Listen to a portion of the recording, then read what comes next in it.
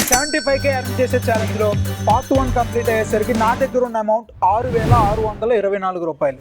మన 75K target reach అవడానికి మనకు కావాల్సిన అమౌంట్ 68,376 రూపీస్. అసలు ఈ మనీని నేను ఇప్పుడు ఎలా ఎర్న్ చేయాలి? మనీ ఎర్న్ చేయడానికి నా దగ్గర ఉన్న స్కిల్స్ ఏంటని ఆలోచిస్తూ నా మొబైల్ కు ఒక నోటిఫికేషన్ వచ్చింది. నాకు ముందే తెలుసు ఈ నోటిఫికేషన్ వస్తుందని, కానీ ఎలాంటి సమయంలో ఈ నోటిఫికేషన్ చూడగానే నాకు ఏదో తెలియని ఒక హ్యాపీనెస్. 75,000 ఎర్న్ చేయడానికి ఈ నోటిఫికేషన్ నాకు చాలా బాగా హెల్ప్ అయింది. అసలు ఈ నోటిఫికేషన్ ఏంటో ఎందుకు వచ్చిందో తెలిసే ముందు మీకు కొన్ని విషయాలు చెప్పాలి. నేను నా మాస్టర్స్ చేస్తున్నప్పుడు క్యాంపస్ డ్రైవ్ లో వెల్ రిప్యూటెడ్ బ్యాంక్ లో అసిస్టెంట్ మేనేజర్ గా ఒక మంచి జాబ్ వచ్చింది విత్ 4 LPA శాలరీ. కానీ ఈ జాబ్ నేను కేవలం 6 నెలలు చేసి మానేసా. ఇలా మానేయడానికి కేవలం 2 రీజన్స్ ఉన్నాయి. ఫస్ట్ రీజన్, నాకు సెల్ఫ్ ఎంప్లాయ్మెంట్ అండ్ ఎంటర్ప్రీనర్షిప్ అంటే చాలా ఇష్టం, బట్ నా దగ్గర ఇన్వెస్ట్మెంట్ కి ఒక్క రూపాయి కూడా లేదు. సెకండ్ రీజన్ వచ్చేసి నాకు అసలు ఆ జాబ్ నచ్చలేదు. నచ్చని పనిలో నాకు 4 లక్షలు వచ్చినా 40 లక్షలు వచ్చినా హ్యాపీనెస్ అయితే రాదు. జాబ్ మానేసి ఇంట్లో ఖాళీగా ఉన్న నాకు ఇది కాదు లైఫ్ అంటే, ఖచ్చితంగా ఏదో ఒకటి చేయాలి, I want to prove myself అనే ఒక థాట్ నాలో మొదలైంది. ఆ థాటే నాకు editing, thumbnail designing and content creation నేర్పించింది.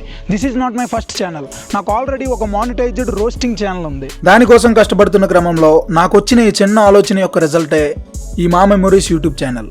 ఈ ఛానల్ స్టార్ట్ చేయాలంటే నాకు ఖచ్చితంగా ఒక వ్లాగింగ్ కెమెరా ఉండాలి, but I don't have any source of income to buy this. కానీ 75,000 పెట్టి కెమెరా కొనాలనే డిజైర్ అయితే చాలా గట్టిగా ఉంది.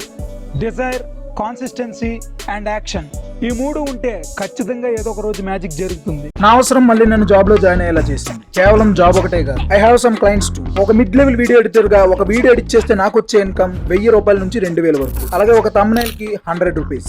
నేను నా జాబ్ లో జాయిన్ అయ్యి 2 months అయిపోయింది, కానీ నా ఫస్ట్ మంత్ సాలరీలో ఒక్క రూపాయి కూడా నా దగ్గర లేదు. కొంత నా కిడ్డీ బ్యాంక్ లో వేసా, మిగిలినవి నా ఎక్స్పెన్సెస్ కి, అలాగే ప్రాపర్ డ్రెస్సెస్ లేవని వాటిపై ఇన్వెస్ట్ చేసుకున్నాను.